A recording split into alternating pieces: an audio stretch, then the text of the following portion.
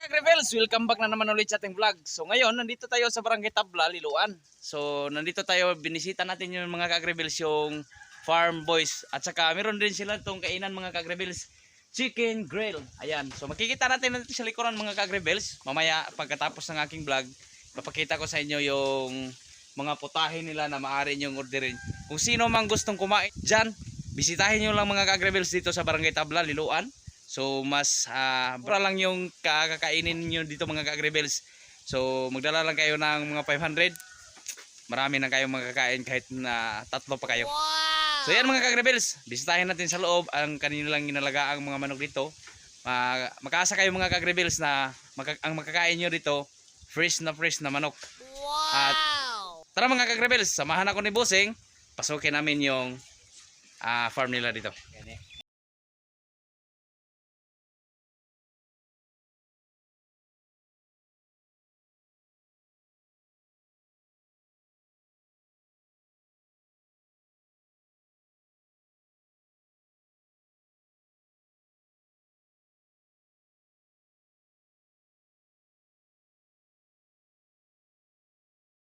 Sa likuran ko, nakita naman natin si ma'am na nagmikos-mikos sa tinulang manok.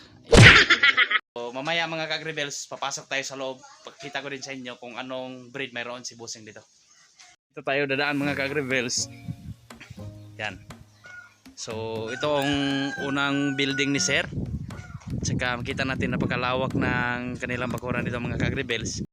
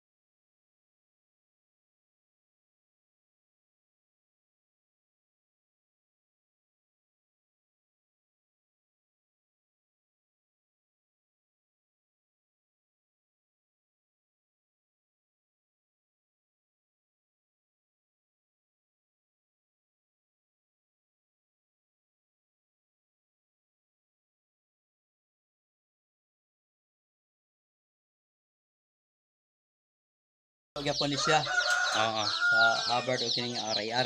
How about aring pika Sir? Kani siya ano yung nagaon na sa atong unang piso. Mahalo gyapon ni siya. Pero nagyapon na siya inspiration. Mailhan man nato ang ilang mga forma sa ilang mga bloodline. So ito mga Kagrebels, ay ipapakita ko din sa inyo kung anong klaseng mayroong manok sila sa Sir dito. Ito mga bago na po need ng mga kuan na piso. Same gyapon nga bloodline. Very pod because mauralis ladungan na kanan kasagaran ni Black Astorop o si Manny. So mga Kagrebels, ipapakita ko din sa inyo yung mga alagang manok ni Sir dito na yung mga broodcock at saka broodhen. Dito mga Kagrebels, pinapadami nila ang kanilang mga manok para mag-produce ng fertile egg para ilagay nila sa incubator mga Kagrebels. Pagkatapos after 21 days magkaroon na din sila ng sisiyo para mas dumami ang kanilang alagang mga manok dito. Gikan dito sa breeders. So Sa time na sila pangidaron nga pwede na sila i-transfer diri na mo ginabutang. Mo din siyang gitawag sa grower 1 sir. No, Oh. Ini na Pagkatapos anita sa grower 2. Roberto, maaari ka pa ni sila to. So gikan ni sila dito. Oh, may dara kani. Okay. Mo ni siyang klase sa manok sir ang Ang bantam. bantam, mo ni mga bantam ipadagan gyapon mo sir no. Dili pa na mao, daghan na pa sadbang makita ra nato nya igtoyong nato.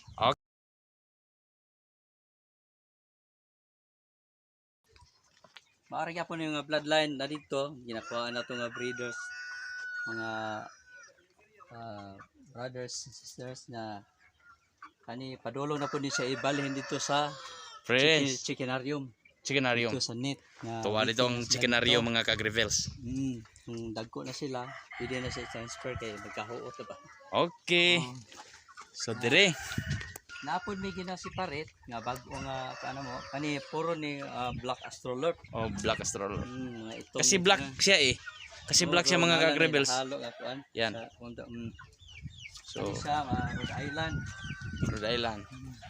RIR. Kani Decal White. Decal white. At saka Napitay Decal White na Decal Brown po dito. Halo na sa kuan. Kanina mga ka-Grevels, yung mula pag-intro natin, pinasok tayo na bossing doon sa nursery stage, sa brooder stage, hanggang pinasok niya tayo mga ka-Grevels sa broodcock at saka brood hen pen. So at saka dinala din tayo niya sa grower 1 at saka grower 2. So ngayon dito sa building ng third building mga ka-Grevels sa ating pinasok, so mas nalinawan ako dito mga ka-Grevels. Nagka-mix-mix ang mga alagang mga manok dito ni Sir doon sa first and sa second building, and nandito sa dalawang building mga ka-Grevels, segregate nila yung magkaparehong color. Napansin natin mga ka-Grevels dito sa building na to. So dito sa pina number 1, so lahat-lahat is mga black astrolorp. Kasi kulay black sila mga ka-Grevels. Dito Rhode Island Red. So ibig sabihin mga ka-Grevels, dito nila in-isolate at saka ina-identify ang mga alagang mga manok nila. Sa paglaki, medyo malaki-laki na sila. Ayan. Dito mga ka-Grevels, anong tawag nito sir? Decal White. Decal white. No, Decal white. Ayan. So kasi puti sila mga ka-Grevels eh. Decal brown. Ayan. So may halo sila ang brown at saka white. So mostly mga ka-Grevels is color brown talaga kasi tinawag niya ang Decal brown. Ito, pasimula pa ito, may gagawin pa separation. Hindi pa ito na ano. So ibig sabihin dito mga ka-Grevels na pinato is naghalo-halo pa sila mga ka-Grevels. May Decal white, Decal brown, at saka Rhode Island Red, at saka Black Astrolorp. So bago pa lang ito nilipat nila mga ka-Grevels, at saka unti-unti nila baka sunod ng mga araw i-isolate nila din ito mga ka-Grevels ng magkaparehong color. Tara mga ka-Grevels, samahan din niyo kami. Papunta po kami sa chickenarium. Tara. O ayan mga ka-Grevels, nandito tayo sa chickenarium ni Bossing. Paki-explain mga boss kung ano ang mayroon sila dito. Dito natin ilipat, malaki na sila. At dito na tayo kumuha kung merong order doon sa restaurant. Dito na tayo magkuha kung ilan po ang kunin nila o ilan pabibili nila, magkano sila. Depende lang sila kung gusto nila. So dito natin makikita mga ka-Grevels sa building na to ang so ibinta na doon. So dito na nila ilagay yung finish o finisher nila mga ka-Grevels, yung nakakuha na sa tamang timbang at saka ibinta na at saka katay na. Napansin natin mga ka-Grevels, napakaganda po ng para silungan nila mga ka-Grevels. Napakagandang design. Sino pong gumawa nito boss? Sila lang gumawa dito mga ka-Grevels. Tapos sabahan nyo kami mga ka-Grevels, puntahan natin yung mayroon sila yung mga bantam doon mga ka-Grevels para matingnan natin kung ano pong mga laga nila doon. Kasi mga pudpud ang mga balibo nila, di kami sila dito. So ang magilain sa nabunog sa malaki ba. Kung makompleto na nila, balik dito. Nangarol. Oo. So Takari, mana itong kaya sa mga breed? Marikyapan siya. Decal brown? Harvard. Harvard. Harvard isa. So, yan mga ka-Grevels, may mga bantam din si Sir dito. Yan. So napakagandang tingnan, di ba? Kulay-kulay. Magkano isa nito, bossing? Yung apat 3,500. Yung apat yan. So napakagandang gawing pet ito mga ka-agri-bells. Nangitlog na ba sila? Nanay gina-incubate na. So marami na po sila, darating na araw din na mas dumami pa din sila. So ganun din dito mga ka-agri-bells. Tingin ko mga isolation area to mga ka-agri-bells, kung saan mayroong nahulog yung mga balahibo nila. At saka dito mga ka-agri-bells, tingin ko dinadala yung mga may mga problema. Isolation area ito mga ka-agri-bells. Sa hospital pa, ICU. ICU, yan. So muna So, ngayon wala na dahil naayos na, ano na sila, wala na. nagamot na lahat mga ka-agri-bells. So parulan tayo nakita. So ibig sabihin, nagamot agad nila yung May sakit. may mga sakit. Wow! So yan mga ka-agri-bells, anong breed ito sir? Si Manny po. So ito po ay si Manny yan. So mayroon ng ano sa likuran. Yan. Araw-araw naka-itlog yan. Dito sir, anong Ito, Brahma. Brahma? Ayan, so Brahma yan. So napagkamahal itong manok nito. So natin sa loob mga ka-agri-bells. Yan. So Yan po. yan, Brahma po ito mga ka-agri-bells. Napakaganda yan. Si Manny. Dalawang babae. Saka dito, Ito, decal white. Tikal White. Yun ang mga sisyo niya, mga puro puti. Dito natin, Dito nagmula. dito natin nagkakuha. Okay. Yan, so PBR. BPR.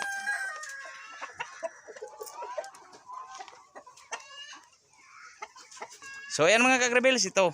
Bantam. So napakaraming bantam to mga ka-agri-bells. Yan. So ganun na dito sa kabila. Yan. Hubbard. Harvard. Room. Harvard yan mga ka-agri-bells. Decal brown. Deco Brown. RIR. RIR. Black Astro. Black Astralorp. Grabing mga manok dito. Yan. Deco Brown. Dalawang decal brown dito. Dalawang room. Ito decal brown. Deco Brown. Ito.